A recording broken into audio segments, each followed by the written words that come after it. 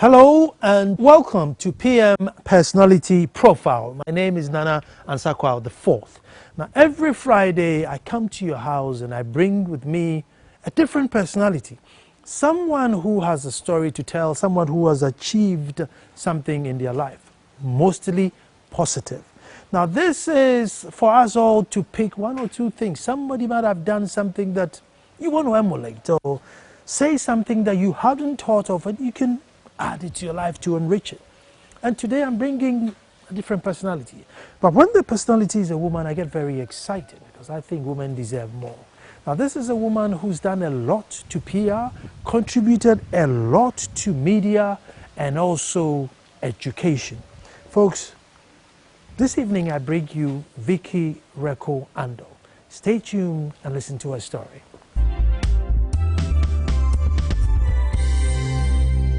Thank you for staying, and as you can see, as usual, I get excited because I'm a bit biased when it comes to women issues. Wouldn't it have been beautiful if there was a law that says that 60% of airtime should be dedicated to women, 20% to men, and probably the other 20% towards social issues? Because women will share their 60% with social issues, the men will split their 20% with politics, and the world will be so much a nicer place. I'm here to talk to one fine woman. I'm going to celebrate her and find her and share with us her beautiful life story. You know what? From one Wesley Girls student to another Wesley Girls student, it doesn't get better than that. I'm here to talk to Vicky Wireko Andoh, Mrs. Media Expert, PR Guru. Welcome to Personality Profile. Thank you very much, Nana. And I always say I'm glad because I know that, you know, you're busy, but yeah, you find time in your busy day to say, come and let us share my life story. Not many people do that, so thank you. I'm welcome. It's my pleasure to welcome you. Vicky, I want to go all the way back to childhood and find out, you know, who parents were. Were you fortunate enough to have educated parents? Yes, indeed. My father was a member of parliament in Kwame Nkrumah's period. He was the member of parliament for Bekwai constituency. So I must say that I was fortunate enough, or me and my siblings were fortunate enough to have education.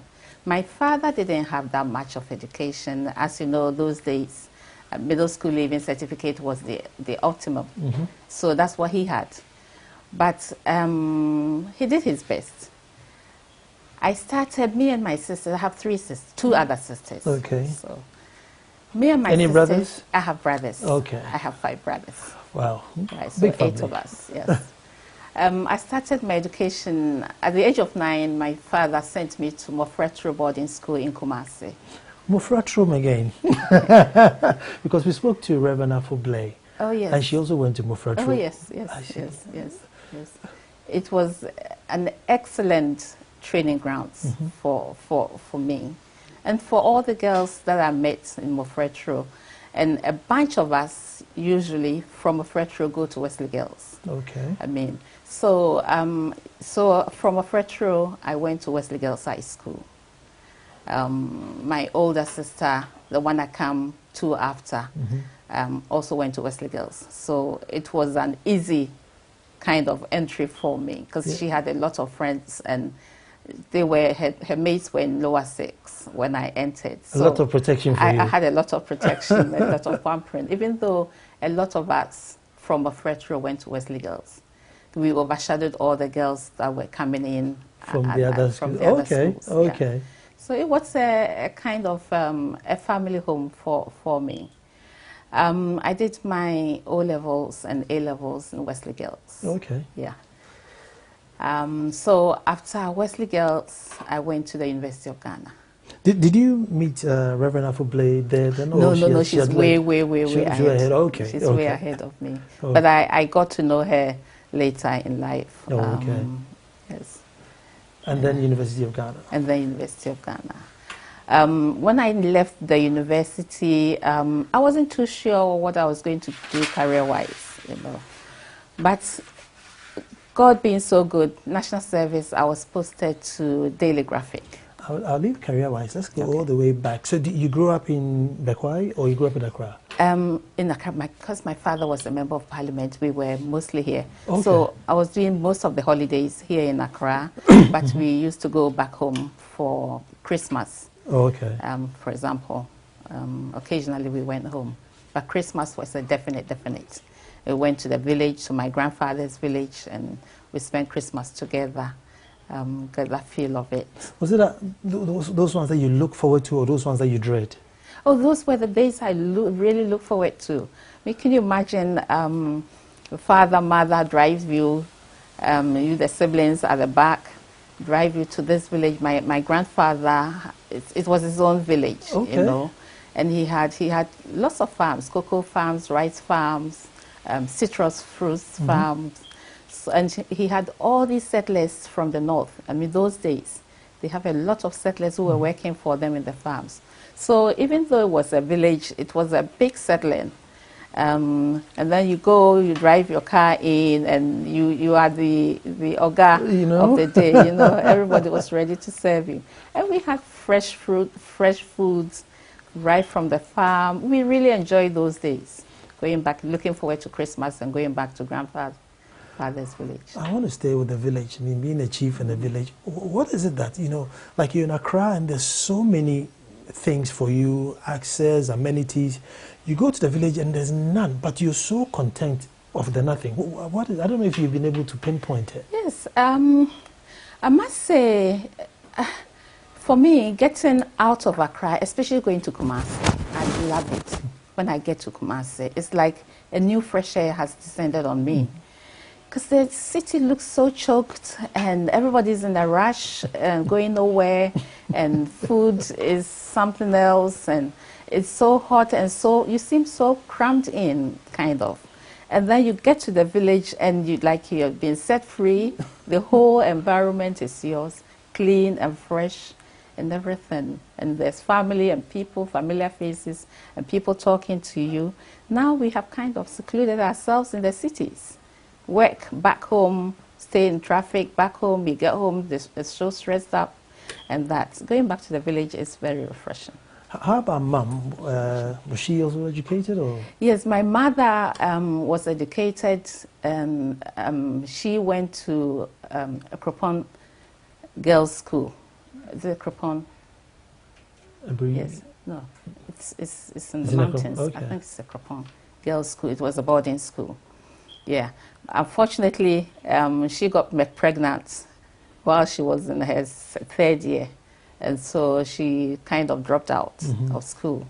But she did sewing, so she was a seamstress at the time. But because my father was fully in politics, she had to stay home and then help with the home, help with us, the children. So she didn't go that far, but at least she had some that she could manage with. Was she the strict mother, or daddy was the strict daddy? I think my mother was was stricter than my father. My father was like a friend, especially for us girls. I mean, we were his best pets. But my mother was more stricter than my father, I think. Is it a game that parents play where mother plays the bad cop and father always plays the good cop? Because you tend to find that, you know, mothers are more, you know, firmer on the kids than daddies are. Daddies. And usually, I think the fathers are softer with the girls, and mothers are softer with the boys. That's true. Mothers tend to be stricter on the girls because, I mean, my mother, I think she was comparing her background, how her education was suddenly truncated. So she was stricter on us girls, that, hey girls, you have something you have to achieve in your education. Therefore, look, you have to do this, you have to do that, you have to do that. You know, whilst my father was very relaxed with us. I mean, my father, even when I was going to Wesley Girls, my father was doing my shopping, clothes shopping. Those days, he'd take you to Kingsway, take you to GNTC to do your clothes shopping. And he would take me to the seamstress. And I remember that seamstress that we used to go to. She would take me to the seamstress. And allow you to sew the new styles. You know? So, yes, so mother was more stricter. And father was softer, so we got drifted to father more than mother. And then the boys also gravitate towards mom. Mother. Yeah. I think it's a natural balance, isn't it? Yeah, I think so. I think so. Is it the one that gives you that, normal balance that you would need in life? Or, I mean, I don't think anybody's written in a book, but it seems to just happen. It just happens. That is true. I mean, even now, I mean, I have 3 boys. And the relationship between me and my sons are like, we've been the best of friends. I mean, 2 of them are outside, but every Sunday they will call in to find out how things are going. And we are on WhatsApp all the time. They WhatsApp as many times as they can. The 3rd one is here. I mean, every morning we give each other a hug before he goes out. And when he comes into the same. So I think it's a natural kind of thing that mothers are closer to the boys. And they open up to you. I mean, as they grow up and they look into boyfriend, girlfriends, they open up to you and want to share your experiences, pick up from you, pick some learnings from you to go forward in their lives. Now, I'm listening to you, and both parents were eager for you to, do your education. Mom don't want you to follow. But back then, I don't think girl-child education was that popular because, later on in years, we had to make a deliberate effort to, push girls, into school, make sure they finish. Did you have friends or relatives who suffered the fate that, look, because you were a girl, if you drop out, it's okay, or... Strictly not in my family, but I mean relations around, cousins and that. I remember a cousin who, they lived in Kumasi, and her father wasn't too concerned with the girls. I mean, virtually, look, it's where you've gotten to is enough. Just find something to do, go learn how to sew so that you can get on with life. Or go stay with this other auntie so you can get on with life in future. So I saw it around me, but I didn't myself experience it. See, I'm just trying to find out how, there was a section of society who, like your parents, who knew that, look, you can't mess with this part of your life. You have to see it through. And then equally, there was the other part who saw no importance to it at all. Especially with the village and those parents who didn't have too much education themselves or had very little money because, I mean, education was money. Yeah. They didn't have too much money and they didn't see the need, especially for girls, the need for them to spend that kind of money on you, the girl, because at the end of the day, you're coming home to get married and somebody can look after you. So why should they spend their money? They rather spend the money on the boys, for the boys to go far advanced than even with us. I mean, my brothers started boarding school at the age of 5, whilst we went at 9. Those days, St. John's Grammar School is not St. John's GSS. Those days was far away bush in Nachimota, and they had boarding school for boys from that age. So my brothers went 5 at the age of 5. That is scary. That was scary. I mean, they came home with empty trunks. Everything is gone. I mean, they didn't care. Everything was stolen. I mean, would you let your kids go boarding school 5, or is it a bit early? I think it's too early. I think we're pushing the children these days too much. I mean, in my area here, there are about 7, 8 schools and 1 Montessori. And I see in the mornings, I do a lot of walks in the mornings. In the mornings, as I walk and I see these little kids, toddlers, being sent to school. It's punishment. I think we're putting too much pressure on the kids at this age. I wouldn't send my kids to boarding school at the age of 5. That's a bit young. Yeah. Let's go to Legon. What did you go to do? I mean, like subject-wise? Yes, subject-wise, I did philosophy and history. Okay. Yeah, so I graduated combined honors, history and philosophy. But I had English as my favorite subject for A-levels. Somehow I didn't get into the English class in Legon, but I still pursued my reading and that, where history demands that you read a lot. So I still pursued, paid more attention to my reading. I tell you how I got into journalism. When I was in the lower Form 5, those days when you finish O-levels, you stay home for about 2-3 months before. Let me take a break here because I need the whole time to find out how she got into journalism, because she is absolutely good in journalism. Stay tuned.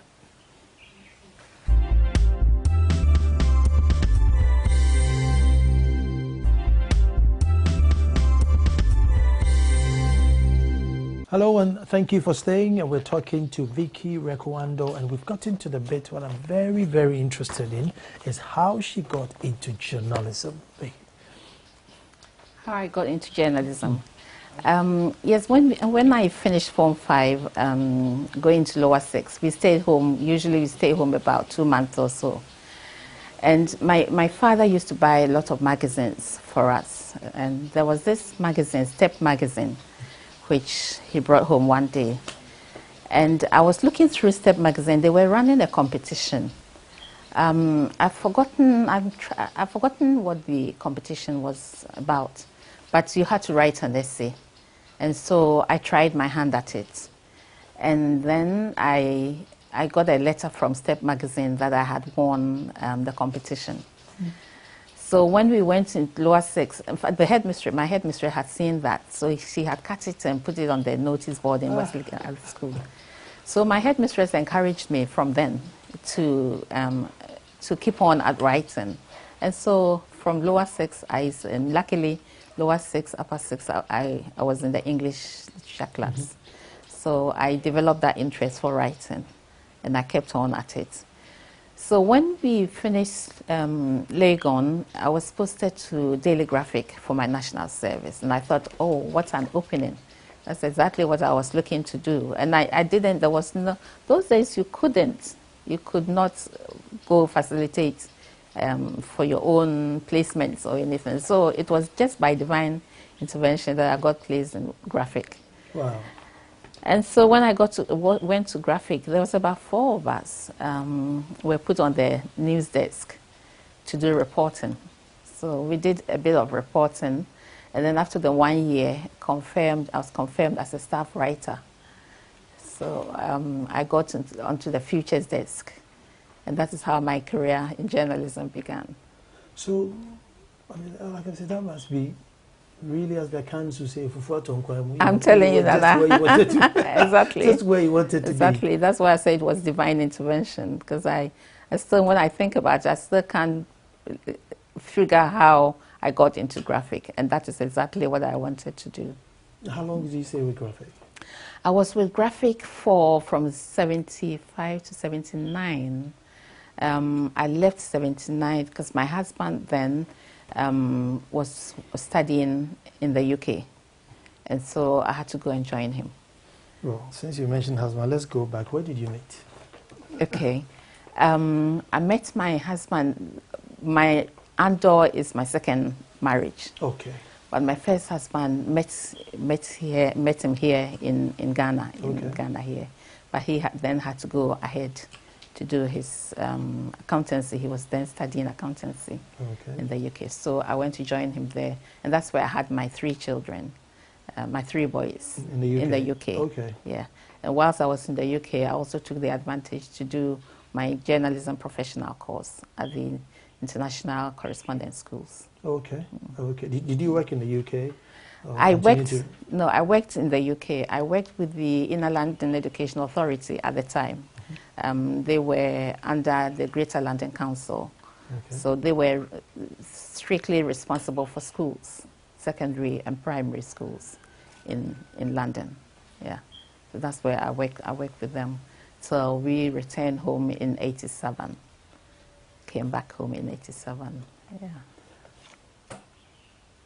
So this was after Graphic? After Graphic. So I left Graphic in 1979. Okay. And went to the UK.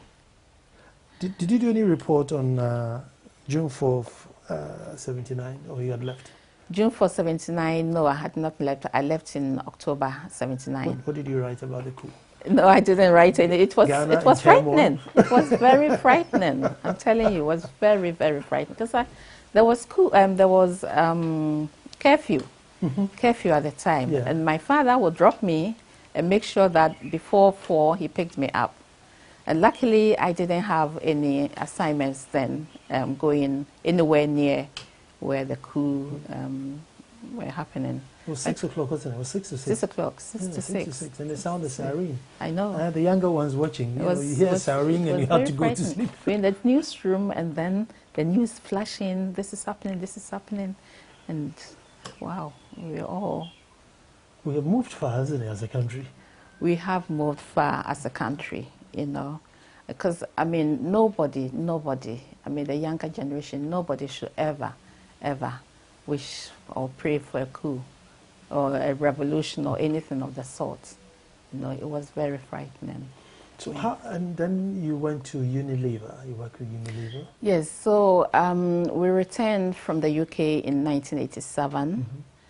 And then in 1988, I got a job with the Institute of Chartered Accountants.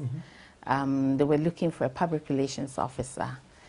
Their office was in the same building, Swan Mill, same building as the head office of UAC, which later became Unilever. So I worked with them to start with, Institute of Chartered Accountants as their public relations officer. And then whilst I was working with them, I heard that UAC was looking for a public relations manager. So somebody approached me and said if I was interested, I should apply. And so I did apply. And I attended the interview with other people and I got the job.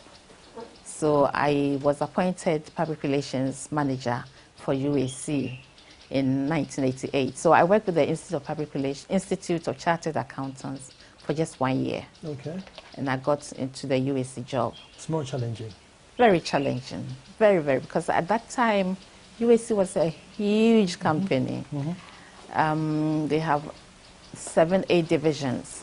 We had tractor and equipment, had Africa Motors, had UAC Textiles, GTP now, Kumasi Breweries Limited, which later became Achimota Brewery and now Guinness Ghana Brewery. Had GB Olivant, Kingsway Stores. Whoa. So it was a huge company, so a huge challenge for me at the time. I did that job from 1988. I joined them in September 1988. In 1992, UAC and Lever Brothers merged as Unilever, because their parent company in the UK is Unilever. So when the merger took place here in Ghana, we became Unilever. UAC and Lever Brothers joined and became Unilever. And again, I was appointed the public relations manager for the new company, Unilever Ghana. I mean, I'm sure there are young ones listening and they all say, oh, I want to do PR, and they're, you know, what does it entail as a PR person? What is your responsibility when you wake up in the morning? Okay. PR entails a lot, quite a lot. It's basically you are in charge of communications for the business. But the communications entails your external publics, which is your company's interaction with external. And external, you're looking at government, you're looking at regulatories, agencies that your company interacts with. You're looking at the stock exchange, because Unilever was listed as a listed company. So you're looking at the stock exchange, you're looking at the financial organizations that your company interacts with. So everything external from the business are your stakeholders. And then we had the shareholders, and Unilever has one of the biggest shareholders in Ghana here. So you're looking after your shareholder interests. And then internally, in PR, you're looking after your internal publics also, so all the employees. Communication from top down and down up is in the lap, on the lap of the PR person. How you will make that facilitation work. Then you're looking at corporate social responsibility, how the image of the business out there, how the public will see you. So anything that will make the public, your stakeholders, hold your business in high esteem, make your business look image-wise good, is also part of your business, part of your, and then media relations. Because media is an important tool in public relations, because you need to get your messages out there, and you need the media as an ally to work with.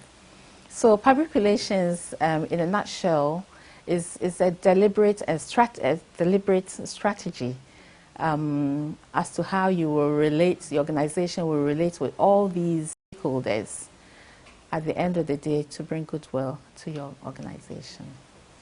You heard that. So how then do you, I mean, it's such, I'm just listening, just getting of you.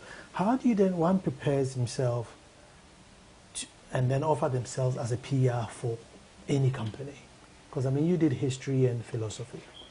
You know, so how does that prepare you to look after a huge organization like Unilever? I think what prepared me most was my working in the media, working with graphic. So at least that aspect of PR, which is media relations, is covered. Yeah. Because then I had that interaction in the media house. But on the job, I learned a lot. On the job, there were a lot of courses and seminars and workshops that prepared you to look after the other stakeholders. Okay. But now, there is the Institute of Public Relations is there. Now, the School of Communications is also there. Now, there are so many other schools. GIJ, Ghana Institute of Journalism, is training public relations officers. A lot of the private universities are also doing public relations courses. So now it's easier for those who want to venture into public relations to go study specifically to do the work of public relations. And as I said, the Institute of Public Relations is also there as a professional body which is guiding its members in the job. You see, I know you can go, somebody can go into banking, not necessarily because they like banking, but it pays well, so I can do it. Is PR one of those things that you can go in for the money or you have to go in for the passion? I mean, you know, there are certain jobs you can do because, well, it pays well, I'll do it. I'm not interested in it, but I'll do my 9 to 5 and get a fat paycheck. Yeah. Is PR one of those jobs, or is it, because like media, if you have to have a passion for it, so that whether you get paid or not, you should just go out there, you just want to go and do your best, whatever comes out at the end, you know you did your best. Is PR like that, or is one of those ones you can do 95 and get a fat paycheck? No, I think PR you have to have a passion, Anna. You really have to have the passion, because PR, you're looking after the softer, you're looking after the softer side of the business. You're looking after the image, the reputation of the business.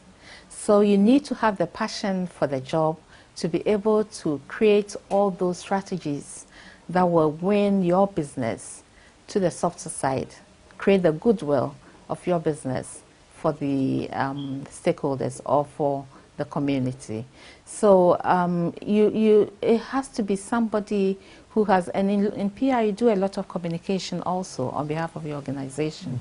So it has to be somebody who has the passion to communicate, the passion for good things, the passion to follow things through to conclusion, the passion for putting things in the right places, not putting round square pegs in the round holes, or things, as we say. So there is a passion, a dedicated passion in PR. It doesn't have to, it's never the 9 to 5 job and you are off. There's a fine line between doing PR and doing propaganda, and you find and hear that mostly these days where something goes wrong, especially within a government institution, and everybody says it's wrong, and the PR will come on the phone and sometimes even glorify whatever it is that's going wrong. What's the PR's job? Are you supposed to lie on the behalf, or not use lie, maybe bend the truth on behalf of the institution? How do you do things? I mean, what are you supposed to do? Then I don't agree that PR comes out to lie just to save the face of the institution. Because don't forget that just as in journalism, PR has its own ethics as well. Mm-hmm. And to be a good professional in PR, the ethics of the job demands that you say the truth, you say things as they are. A lot of times people think that people are looking at perception rather than the truth. So the PR person comes out to tell you what the facts are, and the facts, you listening to the person is looking at perception more than the facts. So you are saying to yourself, no, but it's said that, or people are saying that, but that necessarily is not the facts. You know, it's what you have heard, it's the perception. The PR person, because that is why we have crisis management in PR. Looking at crisis, you have to look at all the facts, and then you assemble all the facts, and then you come out with what is the situation, the real facts of the case. But if you sitting out there is looking at perception or what people are saying, then you are likely to say that no, the PR person is only dressing up and not giving us the facts. No, that person may not be a PR person. Because for me, I'm always guided by the ethics of the profession. And the ethics of the profession is to say things as they are and not to lie and not to polish up. You've been told. I'm going to take a break here. And when we come back, Vicky has a passion for education. Indeed, is on Multimedia Educare Board, making sure that libraries are built everywhere, maybe the schools and children, brilliant but needy, are sponsors and looked after. We're going to find out that side of her. Stay tuned.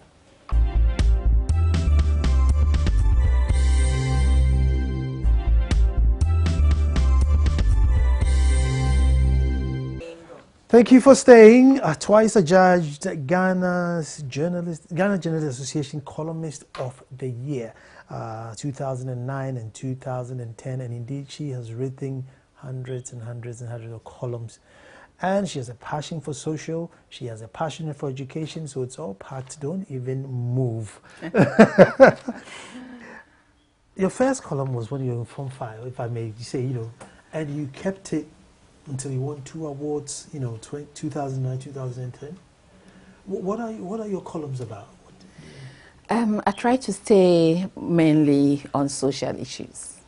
I thought that there was too much politics in this country of ours. And we seem to neglect all the social evils that have surrounded us. So I thought to devote my column to social issues. And I know you want to write a book on social issues. Is there a particular social menace that really makes you angry?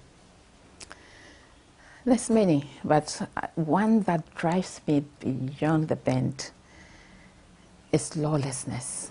Wow. I mean, there's no order anywhere, as if we have suddenly jumped into a jungle. On the roads, there is lawlessness. You go to the shops, there's lawlessness. In the restaurants, wherever you go, And it tells me, something says to me, where are we going as a country? I'm going to come back and find out why you think we got there, but let's look at your passion for education, because indeed you are, with the multimedia, groups, Educare, you have New Horizons Special School for Autism, Zewandi, African University College of Communication. I mean, you are in there on education. Is that a passion, and where did you develop it? That's a passion. Especially for deprived in education. It's a passion because when I was in Unilever, our main corporate social responsibility tool was the Unilever Education Fund. Okay. Foundation for Education. And this foundation, I was one of the pioneers who started or initiated it and brought it into being, got it launched in 1999. At the time, we were the first of such education foundations in Ghana. Okay. The minute Unilever launched, we launched our education foundation, so many others sprang up. There were those by traditional rulers, those by private institutions, and that by Unilever one was the first. And staying with Unilever from that time, 1999, when we launched our foundation, we were able to help hundreds of deprived children to get into secondary school and even follow them in the universities. So I developed interest from there, seeing the help that one can give to helpless children, who then became somebody. I mean, there was one that we followed who went through the Unilever scholarships and went on to the UK to do his master's in agriculture, came back and lectured at UDS. Wow. In agriculture. And I felt so proud. And so that has been my passion. So currently, I'm on the Educare, which is the multimedia education foundation, as a trustee on the board. I'm on Zawadi Africa Education Fund for needy girls. Zawadi is promoting purely girls from needy backgrounds in Africa, but we specifically zoomed into Ghana because we have a Ghana board. I have passion for helpless children also, and so I got invited to the board of New Horizons Special School for Autism. Yes. And I was listening to the guy you helped, got his master's, came back to lecture. It must be very fulfilling. Very fulfilling. You should see that guy.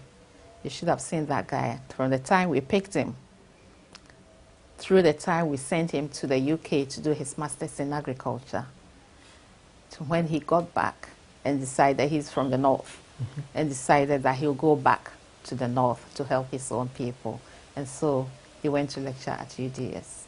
And that single person is now changing so many lives now. That single person is changing so many lives. And it's amazing that he selected to go into agriculture because he thought that there's a lot that we need to do in the area of agriculture in this country. So he not only was changing his environment, his own community, and being a role model for his own community, but he was also impacting on how we could channel our agricultural practices into a more modern practice, and then go into the classroom to teach this, to impact so many other undergraduates. Now I'm going to go back to our social menace and find out. we look at your age group, your era. There was a certain level of discipline and order, which my age group know and feel that it seemed to make people turn out better.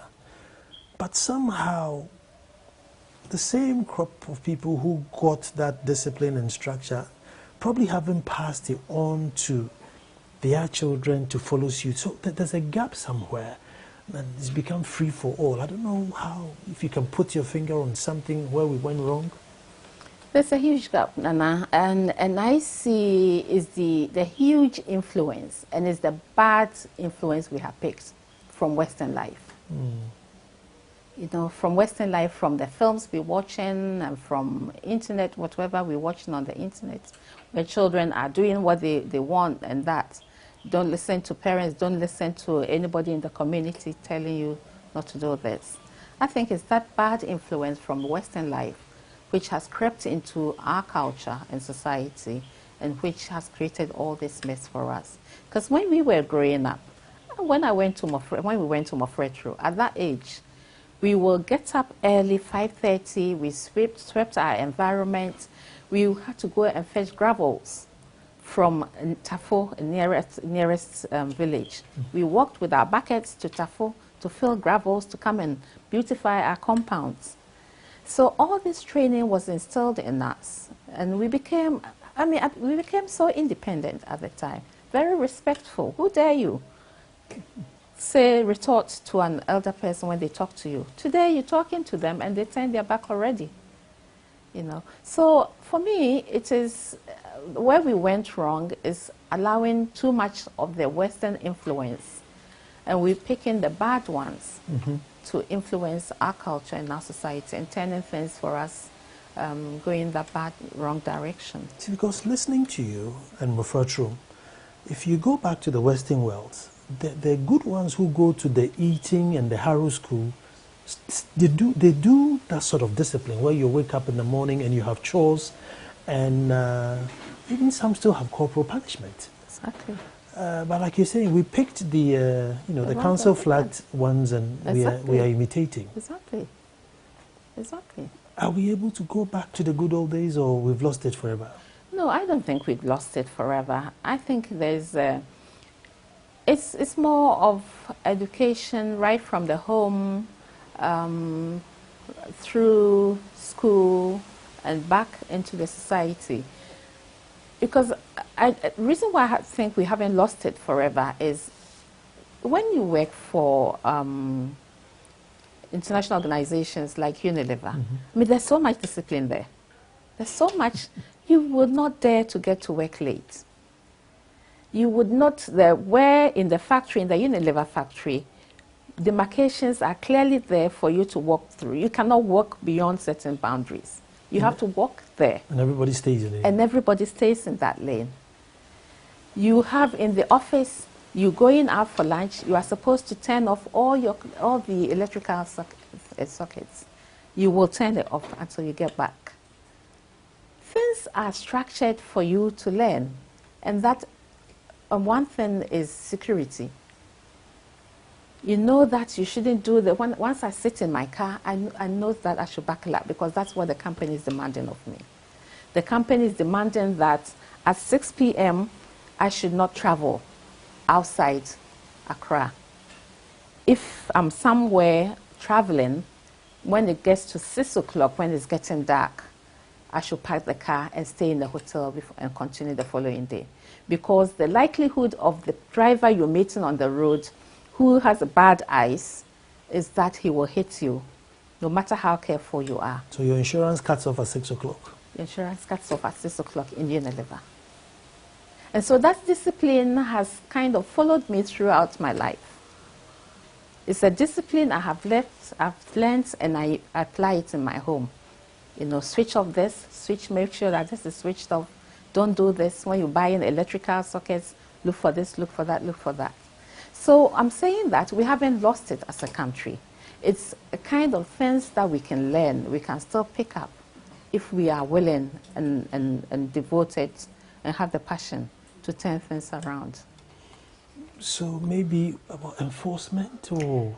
Exactly, that is the word. It's enforcement. And you see, the whole country, we are lawless. Because it's not that Ghana doesn't have the laws. We have the laws which say don't do this, don't do that, don't do this. But it's the enforcement bit which we lack. Not that we don't have the laws, we have them. But we are not able to enforce them, and therefore people are doing the kind of things that they are doing. You know, getting up, you going to work in the mornings, and you see people get out of their cars and doing their own thing by the roadside. And you wonder, are they not coming from home? You know, people throwing things about like that, from their cars, throwing things away.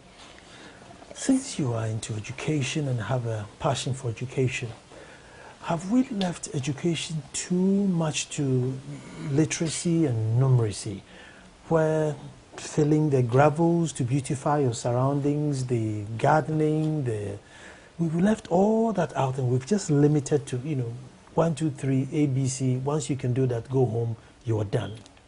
I think so. I think so. I think that in school we are not teaching children the practical aspects of life. That this is what will take you, when you leave here, this is what will take you into the world. We are too concentrating too much on books, on what the books tell you to do. But life is not what you learn only from the book. Even university, they told us that your university education is only to prepare you for life. You know, prepare you to see the wider world as you come out. And so the wider world as you come out is what you learn from home, what you learn to apply to life. And I think our educational system has a lot to change. Because I know for a fact that there are people in university today who assume that whatever it is they are studying in the classroom is what they will go and face in the outside world. It's never true. I learned so much from Unilever, and that company will always be there's so much values that I took out from that company. You know, Unilever employed a lot of students, graduates who have come fresh. And they come clean slate, nothing.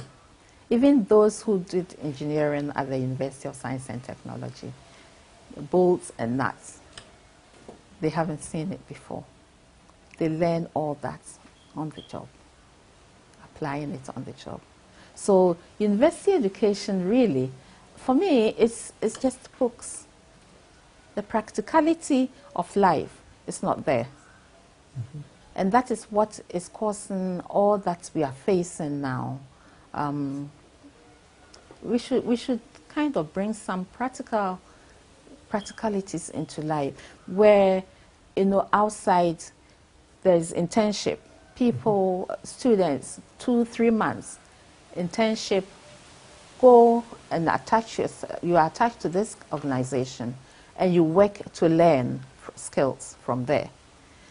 We don't have that kind of thing structured in this country, where students are taken back into industry to do internship in their final years, in their second years, in their third years, where they learn the practicalities of what is applied on the job. So for me, if I had the powers for education, I would ask that we put that kind of student internship back and make it and enforce it, that organizations take students back and give them. We're going on national service, and you take somebody to the classroom. Yes, maybe they're helping the classroom, but what are they learning from there? Is it 1 year of a wasted life where they could have been doing something practical, you know, than just putting, because national service says we should post people here, just post them. And they go and they just sit in one corner doing photocopying. They're not learning anything. Thank you very much. So folks, there you have it. Vicky Wireko Andoh, educationist, PR and media guru, if I may say. Thank you very much. You're welcome. And until next week that I come to you with a different personality, have a wonderful weekend.